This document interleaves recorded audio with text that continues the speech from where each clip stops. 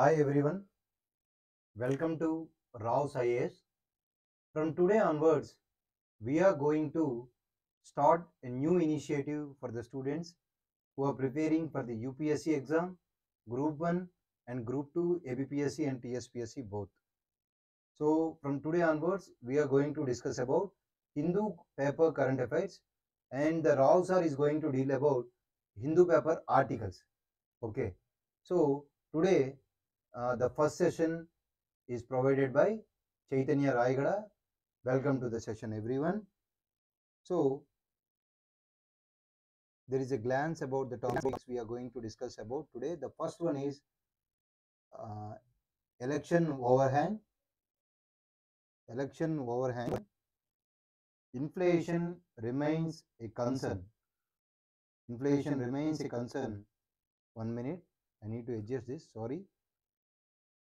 Inflation remains a concern as the price pressures broaden beyond food. Okay. So election అయిన తర్వాత కూడా మనకి inflation అనేది ఒక కన్సర్న్గా ఉంది అనేది ఈ ఆర్టికల్లో ఇచ్చారు. సో ఇది ఎకానమీకి సంబంధించింది. Next one, next slide. So next స్లైడ్లో ఏం ప్రొవైడ్ చేస్తున్నారు మీకు హిందూ పేపర్లో. సో నేను చాలా షార్ట్గా క్రిస్పీగా మీకు ఇన్ఫర్మేషన్ ప్రొవైడ్ చేయడానికి ట్రై చేస్తాను. సో మిడీవల్ మైండెడ్ అని చెప్పి యూపీలో ఒక యాంటీ కన్వర్జన్ లా గురించి కూడా ఇక్కడ మీకు ఇన్ఫర్మేషన్ ఇచ్చారు. సో ఇది పాలిటీకి సంబంధించి, పాలిటీ అండ్ గవర్నెన్స్కి సంబంధించిన issue. Okay, right. Next one.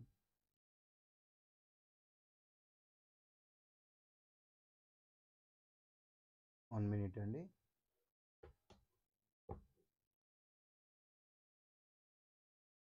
So next one, ఎడిటోరియల్లో ఎకానమీ టాపిక్ ఒకటి చెప్తాం, పాలిటీ టాపిక్ ఒకటి డిస్కస్ చేస్తాం. ఆ తర్వాత balancing competition and sustainability for India అని చెప్పి ఒక subjective issue Vallari Dronamraju, research fellow in Vidhi central for legal policy financial రెగ్యులేషన్స్కి సంబంధించిన ఒక ఒపీనియన్ అనేది మనకి ప్రొవైడ్ చేయడం జరిగింది. ఈ ఒపీనియన్ మొత్తం కూడా నేను షార్ట్ అండ్ క్రిస్పీగా అసలు ఏం చెప్తుంది, ఆవిడ ఒపీనియన్ ఏంటి అనేది మనం గ్రాస్ప్ చేయడానికి ట్రై చేద్దాం. ఓకే, ఇది కూడా ఎకానమీ రిలేటెడేనండి. ఓకే, ఇది కూడా economy related topic. Next one.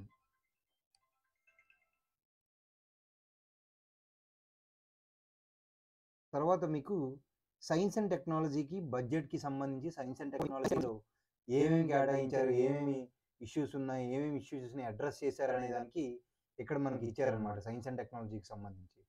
ఈ సైన్స్ అండ్ టెక్నాలజీ సంబంధించి different opinion, CSIR director general opinion కానీ, తర్వాత national institute for advance sciences director opinion కానీ, తర్వాత Banaras Hindu University distinguished professor opinions, budget మీద డిఫరెన్స్ ఒపీనియన్స్ ఇచ్చారనమాట సైన్స్ అండ్ టెక్నాలజీ సంబంధించి. ఇది గ్రూప్ 1 గ్రూప్ 2 కూడా ఇంపార్టెంట్.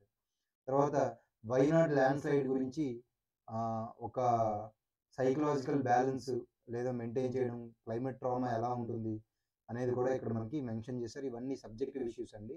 సారా అబ్రహం అనే ఒక ఆర్టిస్ట్ పాస్ అయిపోయారు, సో చనిపోయారు. ఆవిడ గురించి కూడా చిన్న ఇన్ఫర్మేషన్ ఇచ్చారు.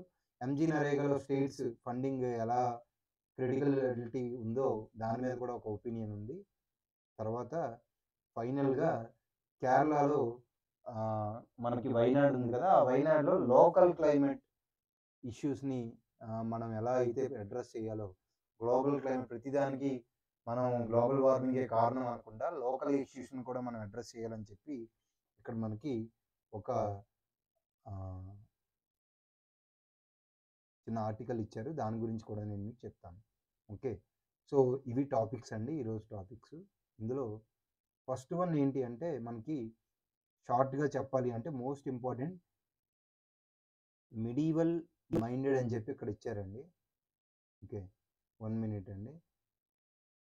సో దీనికి సంబంధించి ఇక్కడ పాయింట్ ఏంటి అంటే వీళ్ళు ఇచ్చింది మిడీవల్ మైండెడ్ అని చెప్పి ఎందుకు అంటున్నారంటే యూపీలో యాంటీ కన్వర్జన్ లాకి అమెండ్మెంట్ తీసుకొచ్చారంట. సో యాంటీ కన్వర్జన్ లాకి అమెండ్మెంట్స్ తీసుకొచ్చారండి, మోర్ స్ట్రింజెంట్ చేశారు. అసలు ఈ యాంటీ కన్వర్జన్ లా ఉత్తరప్రదేశ్లో ఎప్పుడు వచ్చిందంట? 2021లో వచ్చిందంట. వచ్చినప్పటి నుంచి 2023కి ఆల్మోస్ట్ 400 కేసెస్ రిజిస్టర్ అయ్యాయండి ఉత్తరప్రదేశ్లో. సో ఆ ఉత్తరప్రదేశ్ యాక్చువల్గా ఆ లా పేరేంటి అంటే ఉత్తరప్రదేశ్, ఇక్కడ ఇచ్చారు చూడండి. సో నేను I will highlight this. Uttar Pradesh prohibition of unlawful conversion of regulation act 2021. Uttar Pradesh prohibition of unlawful conversation of religion act అనేది 2021లో తీసుకొచ్చారు. సో సర్టెన్ కమ్యూనిటీస్ని టార్గెట్ చేస్తూ ఇంటర్ రిలీజియస్ మ్యారేజెస్ చేయటం కానీ, ఫోర్స్ఫుల్గా కన్వర్జేషన్ చేయటం కానీ, అంటే మత మార్పిడిని తగ్గించడానికి ఈ చట్టాన్ని తీసుకొచ్చారనమాట 2021లో. అయితే కొత్తగా మనకి ఏం చేశారంటే ఈ యాక్ట్లో ఫర్ ఎగ్జాంపుల్ మోర్ స్ట్రింజెంట్ చేశారు. బెయిల్ ఇవ్వకపోవడం, ఓకే, బెయిల్ని కొంచెం స్ట్రింజెంట్ చేయడం.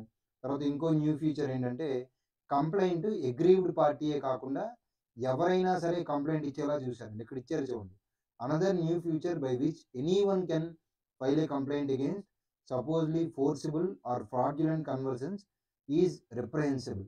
అసలు ఎందుకు మన హిందూ వాళ్ళు ఏంటి క్రిటిసైజ్ చేస్తున్నారు అంటే ఈ లాలో ఇప్పుడు ఎవడైతే అగ్రీవ్డ్ పార్టీయో వాడు కాకుండా ఇంకెవరైనా సరే వేరే వాళ్ళు గనక మనం కంప్లైంట్ ఫైల్ చేయొచ్చు అంటే మనకి ఫ్రాడ్యులెంట్ కంప్లైంట్స్ ఎక్కువైపోతాయి.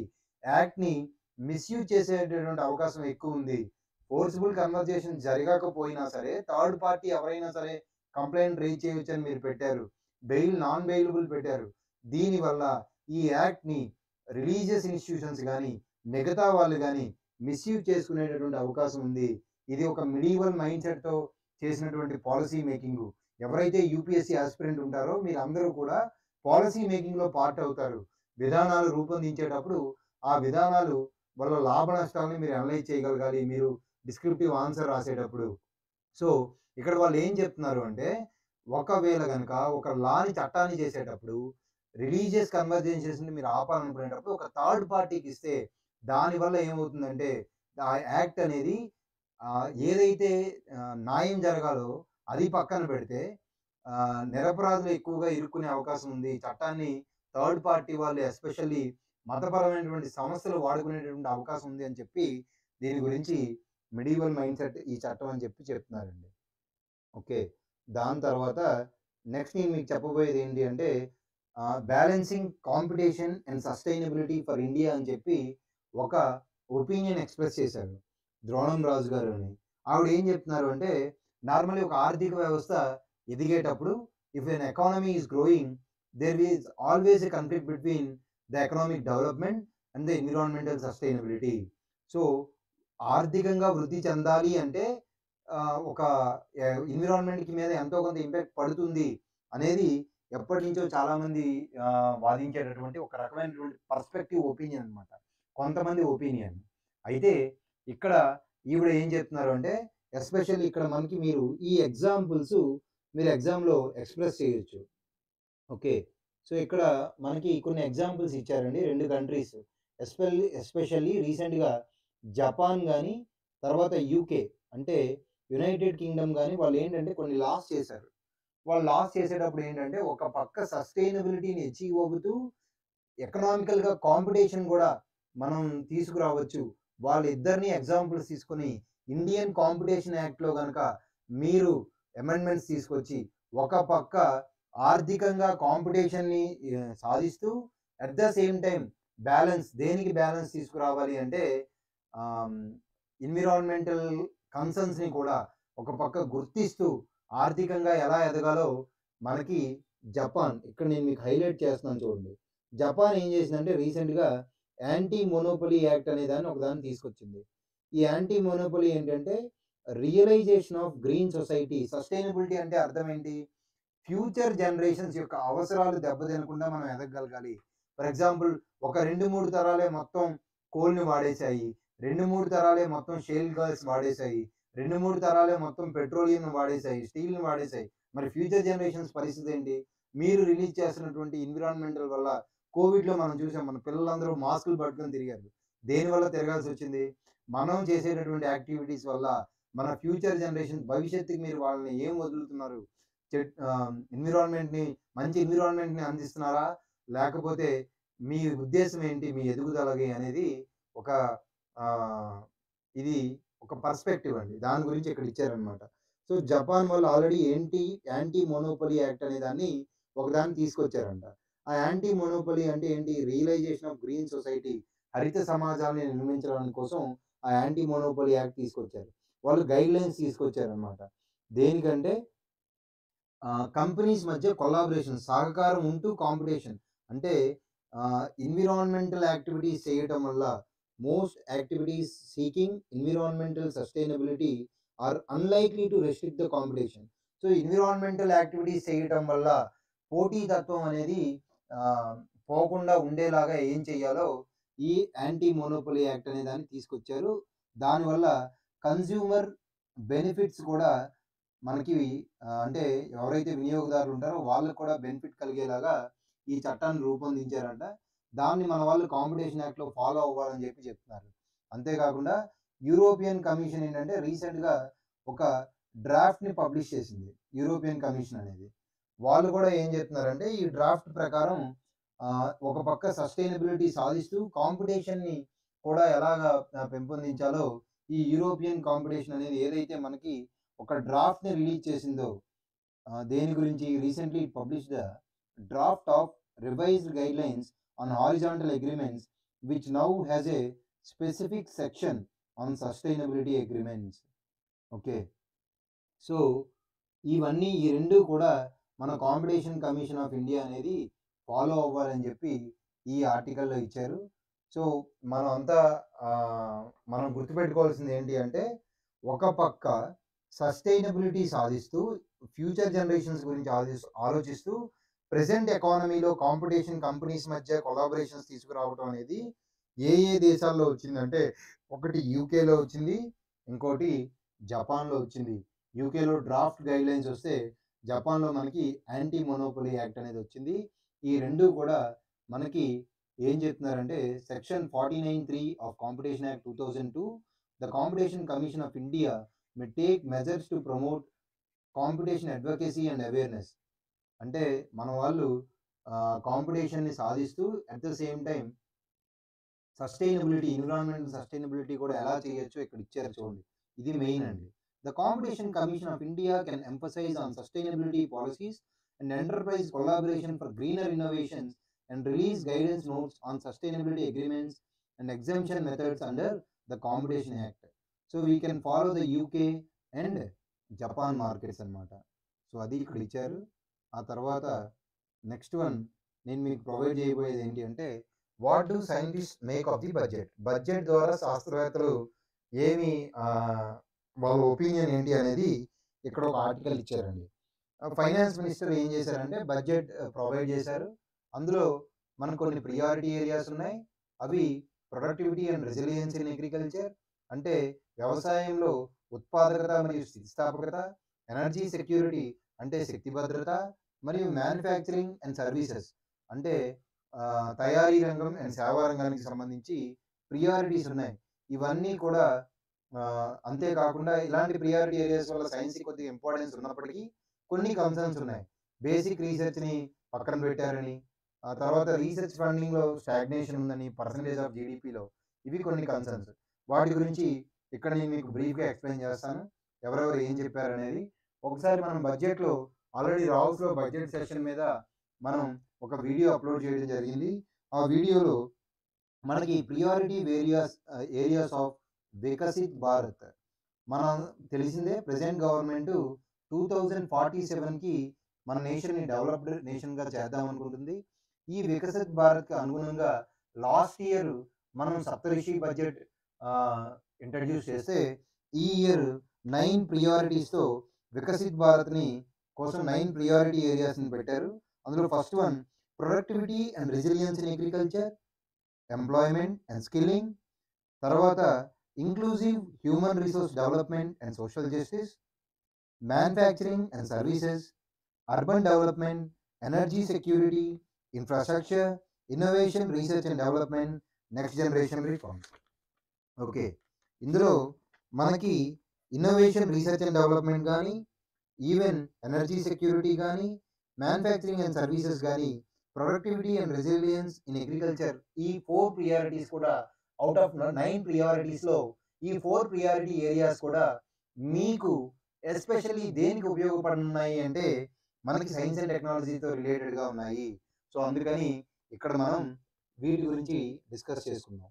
అయితే ఇందులో మెయిన్ ఎవరెవరు ఒపీనియన్ ఎక్స్ప్రెస్ చేశారు అంటే మనకి డైరెక్టర్ జనరల్, ఇక్కడ చూడండి మనకి హైలైట్ చేస్తాను నేను మీకు, DG N Kalai Selvi of CSIR వాళ్ళు ఒక ఒపీనియన్ చెప్పారు. తర్వాత next we can observe here the secretary of department of biotechnology ఆయన ఒక ఒపీనియన్ చెప్పారు. తర్వాత Subhash Lakhotia distinguished professor Banaras Hindu University ఆయన ఒక ఒపీనియన్ చెప్పారు. తర్వాత ఇక్కడ మనం అబ్జర్వ్ చేసినట్లయితే CP Rajendran national institute of advanced studies ఈయన ఒక ఒపీనియన్ ఎక్స్ప్రెస్ చేశారు. బడ్జెట్ మీద కొంతమంది పాజిటివ్గా మాట్లాడితే few eminent personalities of Indian alumni of science and technology expressed different opinions. Some of them expressed positive opinion and some of them expressed the criticality of the budget. Okay, so negative side of the budget, especially in the science field. So here first we can discuss here the previous 2 terms of the Narendra Modi government, Namo government saw the launch of some major national advanced technology missions. కొన్ని గత సంవత్సరాలుగా మనం observe చేస్తే national quantum technology mission అని, national cyber physical systems mission అని, national super computing mission అని, national biopharmaceutical mission అని, national green hydrogen mission అని, ఇలా రకరకాల మిషన్స్ అన్ని కూడా నరేంద్ర మోడీ గవర్నమెంట్ ఇనిషియేట్ చేయడం జరిగింది. ఈ మిషన్స్ అన్ని కూడా మీకు గ్రూప్ 2కి ఎస్పెషల్లీ గ్రూప్ 1 డిస్క్రిప్టివ్కి, యూపీఎస్సీ డిస్క్రిప్టివ్ ఎగ్జామ్స్కి చాలా ఇంపార్టెంట్ అండి. ఈవెన్ ఆబ్జెక్టివ్ ఎగ్జామ్స్కి ఎంత టార్గెట్స్ ఉన్నాయి ఈ మిషన్స్లో, ఇవన్నీ కూడా చాలా ఇంపార్టెంట్. వీటి స్టాటిక్ పార్ట్ మీరు రిఫర్ చేస్తారు. And you are going to refer even the Anusandhan national research fund, ఎందుకంటే అనుసంధాన్ నేషనల్ రీసెర్చ్ ఫండింగ్ అనేది మనకి డిపార్ట్మెంట్ ఆఫ్ సైన్స్ అండ్ టెక్నాలజీలో ఉన్న ఒక ఫండింగ్. వీళ్ళు almost private investments, normally science and టెక్నాలజీతో ప్రాబ్లం ఏంటి, పబ్లిక్ అంటే ఎస్పెషల్లీ గవర్నమెంట్ ఎక్కువగా ఇన్వెస్ట్మెంట్స్ తీసుకురాలేదు, గవర్నమెంట్ ఎక్కువగా ఇన్వెస్ట్మెంట్స్ చేయలేదు డైరెక్ట్గా. మన వాళ్ళు అన్ని వెల్ఫేర్స్, ఫ్రీబీస్ ఇవి ఇస్తారు తప్ప బేసిక్ సైన్స్ రీసెర్చ్ మీద ఇవ్వలేరు. కాబట్టి ఈ అనుసంధాన్ నేషనల్ రీసెర్చ్ ఫండింగ్ ద్వారా ప్రైవేట్ ఇన్వెస్ట్మెంట్స్ ద్వారా ఆల్మోస్ట్ 1 lakh crores పూల్ చేయాలని చెప్పి అనుకుంటున్నారు. అది కూడా బడ్జెట్లో మెన్షన్ చేశారు. అయితే ఎవరెవరు ఏం చెప్పారు అనేది మనం ఒకసారి బ్రీఫ్గా ఇక్కడ చూసినట్లయితే, ఇక్కడ N Kalai Selvi DG of CSIR ఏం చెప్తున్నారంటే వికసిత్ భారత్ మీదే లాస్ట్ ఇయర్ లాగా ఈ ఇయర్ బడ్జెట్ కూడా ఫోకస్ చేసింది. ఇన్నోవేషన్ రీసెర్చ్ డెవలప్మెంట్ అనేది ఒక ప్రియారిటీ ఏరియాగా చెప్పారు. నేను మీకు చెప్పాను ఇందాక 9 ప్రియారిటీ ఏరియాస్లో. అవి కాకుండా సిఎస్ఐఆర్తో రిలేటివ్గా ఉన్నటువంటి ఏరియాస్ని ఇవిడ పాజిటివ్గా మెన్షన్ చేశారు. ప్రొడక్టివిటీ రెసిలియన్స్ ఇన్ అగ్రికల్చర్ అనేది ఒక ప్రియారిటీ ఏరియా బడ్జెట్లో. అలాగే ఎనర్జీ సెక్యూరిటీ కూడా ఒక priority area, manufacturing and services కూడా ఒక ప్రియారిటీ ఏరియా. సో ఈ 3 ఏరియాస్ కూడా సిఎస్ఐఆర్తో రిలేటివ్గా ఉన్నాయి.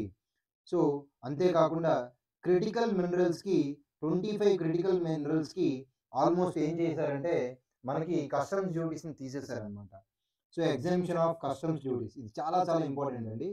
సో సైన్స్ డెవలప్ అవ్వాలి, ఏం చేశారు, తర్వాత అగ్రికల్చర్లో ప్రొడక్టివిటీ రెసిలియన్స్ తీసుకురావాలనుకున్నారు, శక్తి భద్రత, తర్వాత మ్యానుఫ్యాక్చరింగ్ అండ్ సర్వీసెస్ని డెవలప్ చేయాలి అంటే మనకి council for scientific and industrial research అనేది కంపల్సరీ డెవలప్ చేయాలి.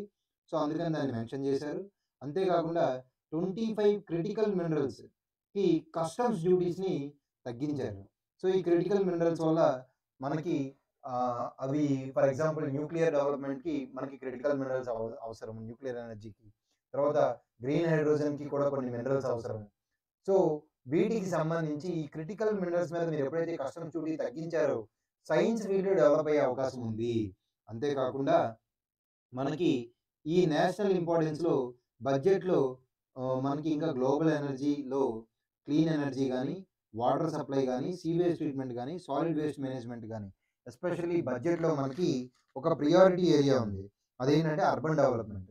ఈ అర్బన్ డెవలప్మెంట్లో మనకి అర్బన్ ఏరియాస్కి క్లీన్ ఎనర్జీ ప్రొవైడ్ చేయడం, ఎస్పెషల్లీ గత కొంతకాలంగా అర్బన్ ఏరియాస్కి మైగ్రేషన్ జరుగుతుంది కాబట్టి అర్బన్ ఏరియాస్కి క్లీన్ ఎనర్జీ ప్రొవైడ్ చేయడం, వాటర్ సప్లై ప్రొవైడ్ చేయడం, సీవేజ్ ట్రీట్మెంట్, సాలిడ్ వేస్ట్ మేనేజ్మెంట్ని డెవలప్ చేయడం కూడా మనకి ప్రియారిటీ ఏరియాస్ కాబట్టి సిఎస్ఐఆర్ అనేది ఏం చేయబోతుందంటే ఈ ఏరియాస్లో టెక్నాలజీ డెవలప్మెంట్ చేయబోతుంది.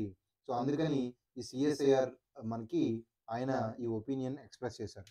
అంతేకాకుండా మనకి మ్యానుఫ్యాక్చరింగ్ సెక్టార్లో అండ్ ఇన్ఫ్రాస్ట్రక్చర్లో బడ్జెట్లో ఏం చెప్పారంటే 100 సిటీస్లో ఇండస్ట్రియల్ పార్క్స్ తీసుకురాబోతున్నారు.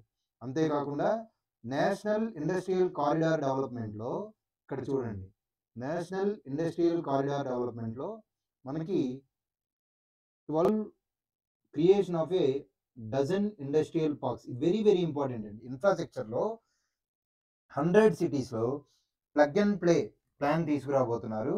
అంతేకాకుండా మనకి నేషనల్ ఇండస్ట్రియల్ కారిడార్ డెవలప్మెంట్లో డజన్ ఇండస్ట్రియల్ పార్క్స్ని తీసుకురాబోతున్నారు. సో ఈ రెండు కూడా మనకి ఓకే ఇంపార్టెంట్ అనమాట. ఆ తర్వాత next one, to meet the fund requirements for various R&D activities.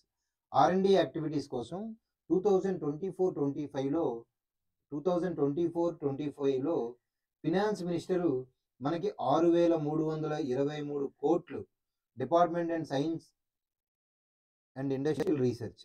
Okay, so 6,323 కోట్లు అంటే 6,323 క్రోర్స్ని సిఎస్ఐఆర్కి అలోకేట్ చేశారు. ఇది లాస్ట్ ఇయర్తో పోల్చుకుంటే 10% ఇంక్రీజ్ అంట. సో ఇవన్నీ కూడా సిఎస్ఐఆర్ డైరెక్టర్ చెప్పారండి. ఆ తర్వాత డిపార్ట్మెంట్ ఆఫ్ బయోటెక్నాలజీ ఆయన ఏం చెప్తున్నారు అంటే అగ్రికల్చర్కి ఇంపార్టెన్స్ ఇవ్వటం, ప్రొడక్షన్ అండ్ తర్వాత ఇక్కడ ఇచ్చారు చూడండి, increasing productivity and climate resilience in agriculture చెప్పటం. సో దానివల్ల మనకి బయోటెక్నాలజీ డెవలప్ అయ్యే అవకాశం ఉంది.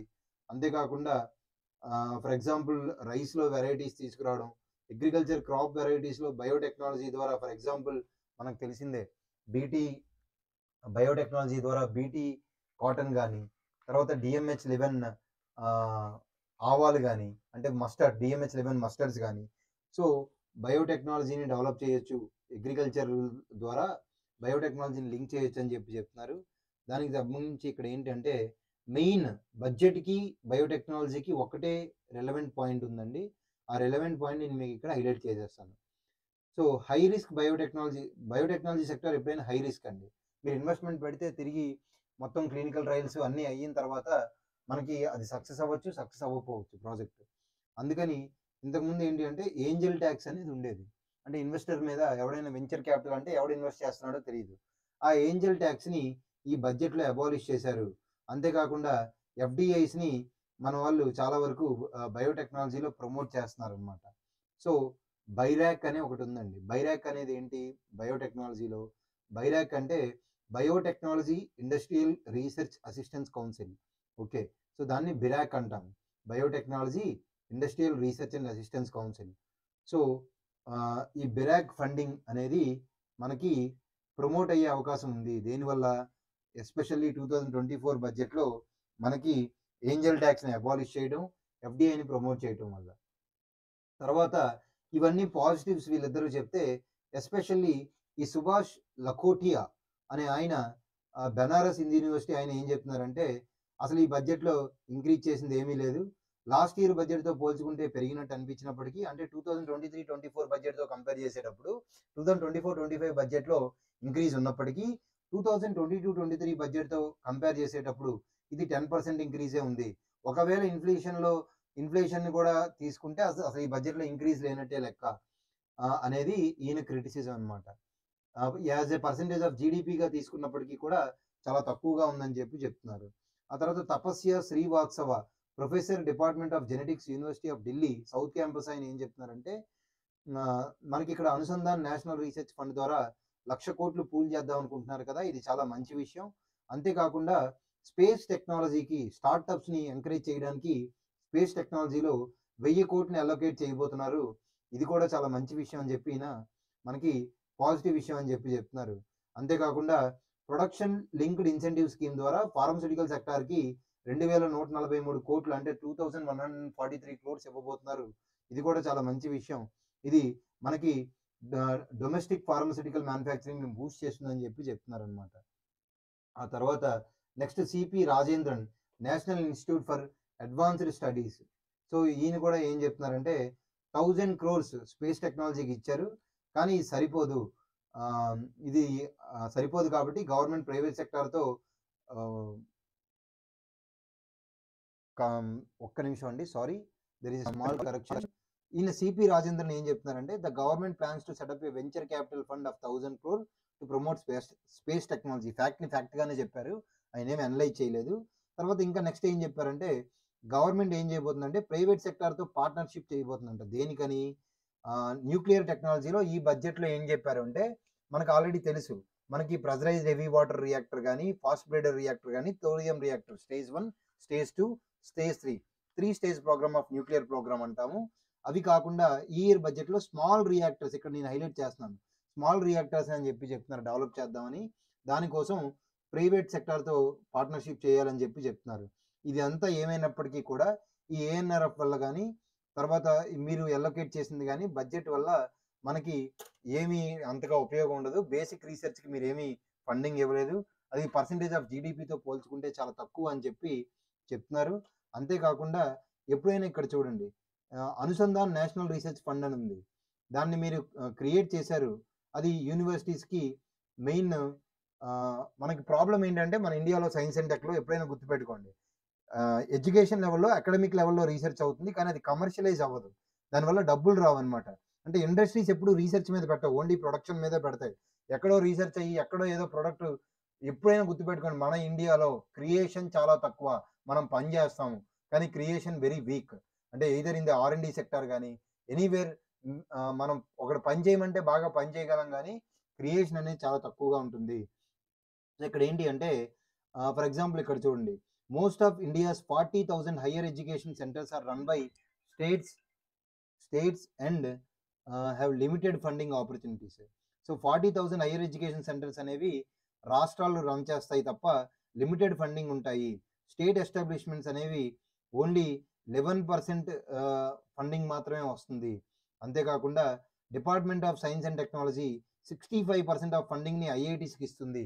అంటే కేంద్రం నుంచి రాష్ట్రాల ద్వారా ఎస్టాబ్లిష్ అయ్యే విద్యా సంస్థలకి 11%, అంటే రాష్ట్రాల నుంచి 11% ఫండింగే వస్తుంది తప్ప కేంద్ర ప్రభుత్వం నుంచి చాలా తక్కువ ఫండింగ్ వస్తుంది అనేది ఇక్కడ మీకు చెప్పడం జరిగింది. అంటే department of science and technology ద్వారా ఐఐటీలకి 60% ఫండింగ్ వెళ్తే రాష్ట్రాల ద్వారా ఎస్టాబ్లిష్ చేయబడిన విద్యా సంస్థలకి కేవలం 11% ఫండింగ్ వెళ్తుంది. దీనివల్ల విద్యా సంస్థల్లో మనకి ఫండింగ్ అనేది చాలా లోటు అని చెప్తున్నారు. సో ఈ అనుసంధాన్ నేషనల్ రీసెర్చ్ ఫండింగ్ ద్వారా కూడా దీంట్లో ఏమైనా మార్పు వస్తుందని చెప్తున్నారు. కానీ దానికి ఏం యంత్రాంగం తీసుకొస్తున్నారని ఈయన క్వశ్చన్ చేస్తున్నారు అనమాట. సో మొత్తంగా చూస్తే బడ్జెట్లో నామినల్ ఇంక్రీజ్ ఉన్నప్పటికీ కూడా దానివల్ల పెద్దగా గొప్పగా మేము ఎక్సైట్ అవ్వాల్సింది ఏం లేదు. లాంగ్ స్టాండింగ్ డిమాండ్ ఏంటి అంటే సైంటిఫిక్ కమ్యూనిటీ, అంటే శాస్త్రవేత్తల సమూహం యొక్క కమ్యూనిటీ డిమాండ్ ఏంటి అంటే గవర్నమెంట్ ఫండింగ్ని ఇంక్రీజ్ చేయాలి. ప్రైవేట్ సెక్టర్ ఎందుకంటే ఇంట్రెస్ట్ చూపించట్లేదు కాబట్టి గవర్నమెంట్ ఫండింగ్ ఇంక్రీజ్ చేయాలి, కానీ అది తగినంతగా చేయట్లేదు అని చెప్తున్నారు. ఓకేనండి. So that's it for today. Remaining అన్నీ కూడా నేను మీకు వయనాడుది ఇంకా మనకు వస్తుంది. వయనాడు మీద సెక్షన్ ఒక సపరేట్ సెక్షన్ తీసుకుంటాము, నేను కానీ రావు సార్ కానీ. అది నేను మీకు నెక్స్ట్ క్లాస్లో చెప్తానండి. Thank you very much. Okay, we will meet in the tomorrow session.